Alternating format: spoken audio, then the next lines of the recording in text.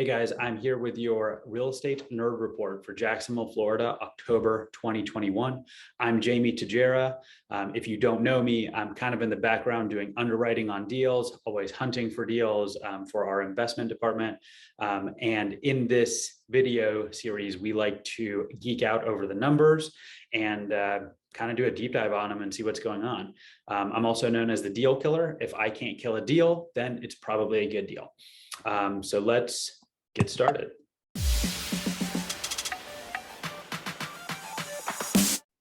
All right, so months of inventory. What that means is if we didn't list any more houses, no other houses went up for sale, we would run out of houses in how long? That's what this answers. And it also gives you a forecast for what's going to happen with pricing. Anything under 5 months, honestly, anything under 6 months is a seller's market. In the conditions we're at right now, I would say 3 to 4 months, anything under that number is definitely a seller's market. And we break it up for our entire MLS, Jacks Beach, Riverside, and Southside. We do obviously combine Riverside, Avondale, and Ortega. These are the major markets that we work in. Obviously, we service all over Jacksonville, St. Augustine, Clay County, Nassau County, we work all of those areas. But you can see year over year, basically inventory has gotten cut in half. So if you're looking to sell, that's great. So if somebody asks the question, how's real estate? The best response to that, the follow-up is, well, it depends. If you're selling, it's great. If you're buying, it's a little difficult. But there are solutions for that. So you can see all three of these markets, and the overall market has pretty low inventory. Days on market, everybody, the whole market overall is 15 days. You've got Riverside at 19 and you've got Southside at 14. Jacks Beach is at 32 days on market, which is high. So it's like, why so low inventory? But it takes longer to sell homes in Jacks Beach. That doesn't make any sense, right? But the price keeps increasing. My reasoning for that is kind of a seller's hubris, right? So I'll give you an example. In my neighborhood, we had a house go up for $400,000. As soon as it went up, I didn't look at the pricing immediately, but I knew in my mind, that house sells, its value is at like 360, right? 360, 365. That's the value of the house. They listed it at 400. And so there's like a 10%, let's call it hubris amount, where they think they're going to get more for the house. Well, the house has been on the market now for 25, almost 30 days. And in my neighborhood, houses don't stay on the market. They just don't. So what do they do wrong? Well, they kind of overlisted it. Are they wrong? No. Will they get that number eventually? Statistically, based on the numbers that we're seeing, they're going to get it eventually. And based on price appreciation, they'll get it in, 5 months, right? But it depends on what their goals are. Do they want to move to their next, school district or whatever in 5 months? Could they have gotten the number they're looking for a little faster? Yes. And the challenge that they have now is that because, if I looked at all the comps in that area and I'm saying, okay, they're all at 360, these guys are at 400. Now I have to justify that to an appraiser that it's worth that because I don't have those numbers. We're going to show you in a case study later on how we kind of combat that on the retail side. But so here's your days on market. Average price per square foot. This is not the end all be all from a value standpoint. If you live in Jacks Beach, don't run around thinking, oh, my house is worth $357 a foot. That could be really good for you or really bad, right? If your house needs a lot of work, that's probably an overestimation of the value. If you're, live in Jacks Beach, oceanfront, 357 is not enough, right? And then, the overall market's at 176, Riverside at 227, and Southside's at 186. We love price per square foot because that's our weapon when we're having to discuss valuations with appraisers, because we know that this is what they use. And another reason that we love price per square foot is because when we're driving around a neighborhood, we generally have a price per square foot number in our head, right? So we're like, okay, we know Riverside right now is worth $227 a foot on average, right? Purely on average. So if we get called to go look at a deal and this house needs a whole bunch of work, I'm doing the math in my head. What is this worth once it's fixed up? It's probably worth more than 227 because not every house that sells in Riverside is fixed up, fully retail, renovated, ready to go. So maybe it's 250. Maybe the retail number on a renovation is 250 a square foot. But that's why we love price per square foot. It's not the end all be all. It's a great tool. Foreclosure, auction, data. Let's see. I want to make sure that you guys can see this. If you were buying auction homes in 2010 or 11, these numbers look so much different than they do, than they did back then. So, you're seeing an average of about three foreclosure auctions per day. There's probably one cancellation per day. There's not very much, right? And this is just Duval County. Clay County has even fewer. But you can see that from last month from September to October has, it looks like a few more auctions.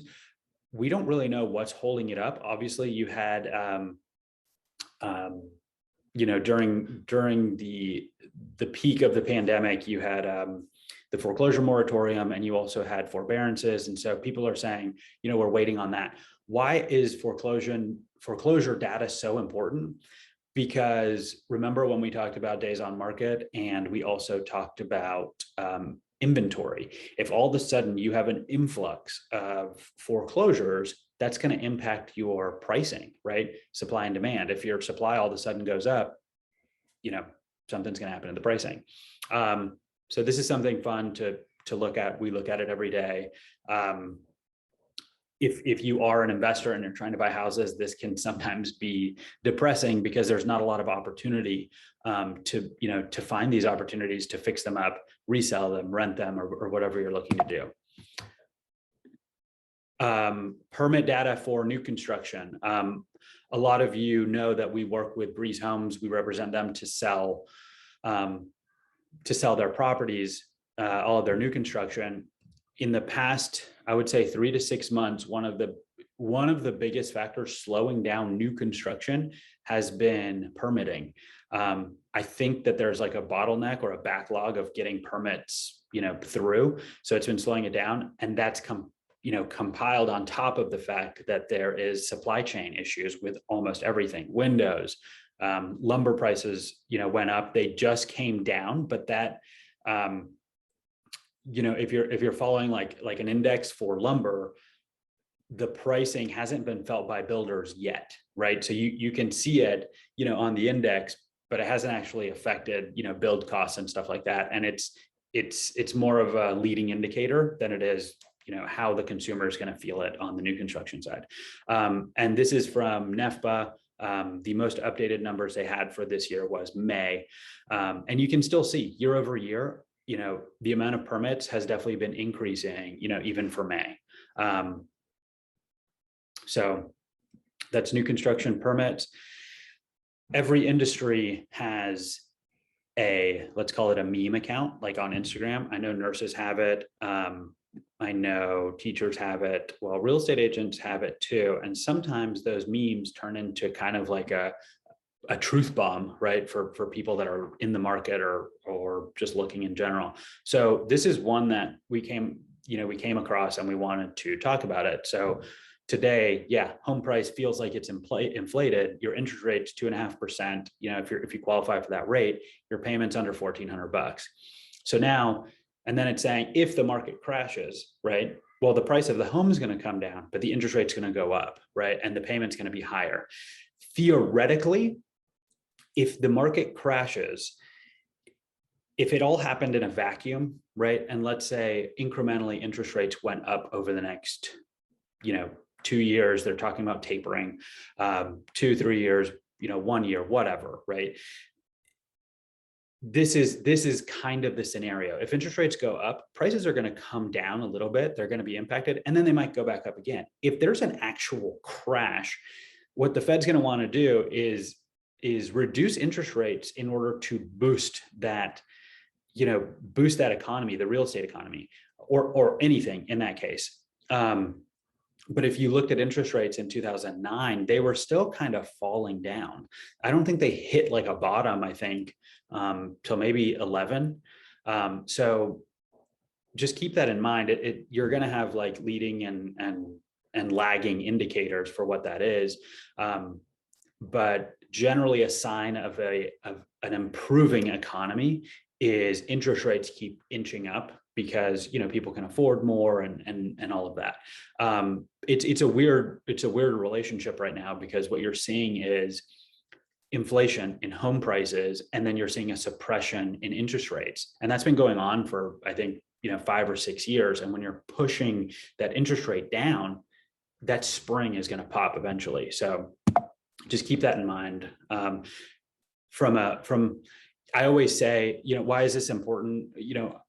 I always say that people pay for the house kind of no matter what, right? If you bought a house the only time that didn't count was if you bought a house between 2010 and 13, right? So if you buy a house today, your mortgage payment, if you're going to pay for that house over 30 years, right, you're paying the same amount as someone who kind of bought their house in like 1995. And it's like, why? Well, they paid half the price for the house. They did, but they also paid like 3 or 4% more in interest. So you paid the same amount, right? If you look at the amortization schedule at the end of the day, you paid the same amount, which is kind of crazy. Interest rate bears a lot on what you actually pay towards a house. And most people don't stay in their house for 30 years. So in the first, 5 to 10 years, most of what you're paying is in fact interest, not principal. So are you really taking this house and gaining equity and moving it over? It depends on what part of that cycle you're buying in.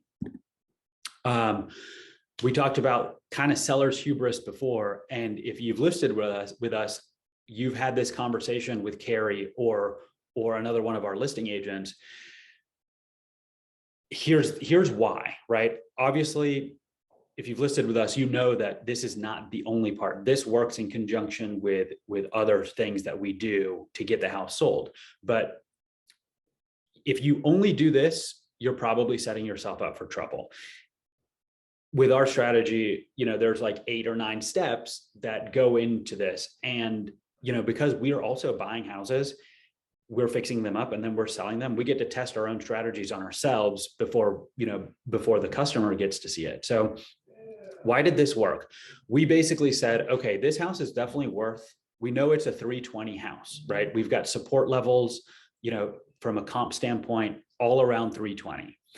We are going to honeypot this and use the other 7 strategies coming right behind it, right? We're going to list it at 309.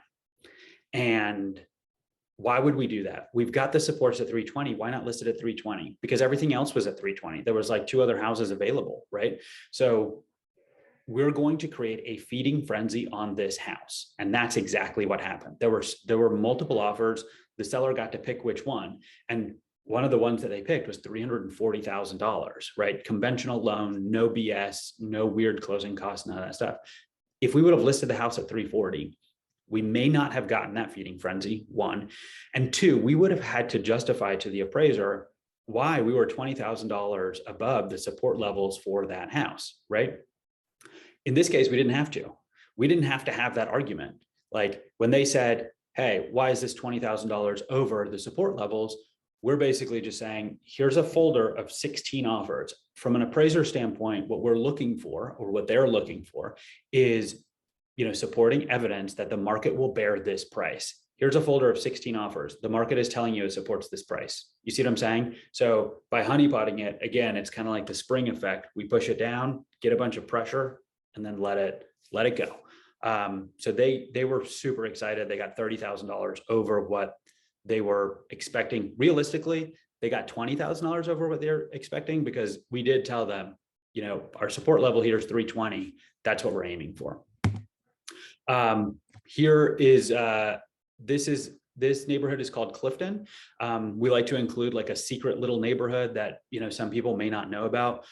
Clifton and Monterey are right by the Matthews Bridge. If you've headed to Jaguar games, you have passed by these two neighborhoods multiple times. If you've ever heard of the Butterfly House in Jacksonville, it is on Rio St. John's Drive in Monterey, which is north of the Matthews Bridge. If you are ever on a little drive, go check out those two neighborhoods. You're going to be very surprised. There's a lot of mid-century back there, homes on the water. Why do we like this neighborhood from a, I guess, speculation standpoint? As downtown grows, as we've been talking about for the last 30 years, right? Not me, because I'm 34. But you know, downtown has been trying to grow. There's a lot of thought leaders there that are doing awesome stuff. You've got JWB down there, you've got corner lot development, you've got Petra, and they're doing these cool things. You've got the Jaguars, you've got Shad Khan, and you're starting to see some traction. So what happens? Where's the speculation come in? What are the immediate suburbs that are going to be impacted by a booming downtown, right? You've got Springfield, you've got Riverside and Brooklyn, which is already starting to get bigger buildings. And they've already got those big apartment complexes that are really expensive. And then you've got areas just outside that have waterfront access, which are Monterey, Clifton. You've got areas in Pottsburg, Creek, St. Nicholas, Empire Point, and areas like that. Like, how can I get to downtown while still being nearby? So that's kind of what we look for if we're trying to like speculate. Breeze Homes update. Twin Hills, as of this moment, I think we only have 2 homes left in phase 1 of Twin Hills, which is over in Cedar Hills, 6743 Watoma, if you want to put it into your GPS. So we should be opening up phase 2 with similar pricing to phase 1. It doesn't seem like there's going to be a price increase for phase 2.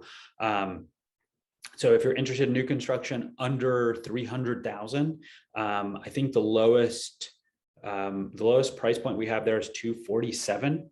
I could be wrong. Give us a call, get with one of our agents. If we have a model, they'll definitely show it to you. But definitely check out that neighborhood if you're looking for new construction on the west side. There are also other neighborhoods coming soon, north side. We just don't have final pricing on those yet. Coming soon, and renovations that we have going on.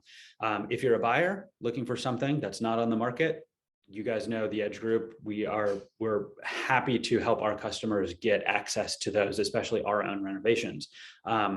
La Reserve Drive in Ponte Vedra and Latrium 3.2, just under 2,000 square feet. Projected price is right under 500,000. If you're looking in Ponte Vedra, that could be a good one. Sebago Avenue in Harbor Oaks, over there, Atlantic Beach, North Atlantic Beach, Mayport, 3.1.5, right under 1,000 square feet. That one's being renovated. Projected price 309. Hollycrest near Murray Hill, we've got a 3.1 brick house. I just went over there yesterday, and they're already putting a roof on it. That one's projected price is 169.9. The house next door is 100 square feet bigger. It's been on the market for 30 days. And they listed it for 250. It does have a garage. I just don't know if the garage is worth, 80 grand. Seabreeze Drive in Jacks Beach, that's not a renovation. That is owner occupied. Our customer is doing our grand open house listing strategy. That one's projected price is at 480. There should be an open house this weekend.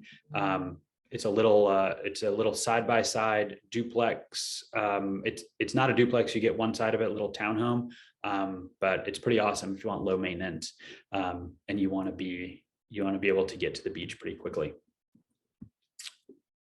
We have buyers that are looking for some things. If you can help us and them, that would be amazing.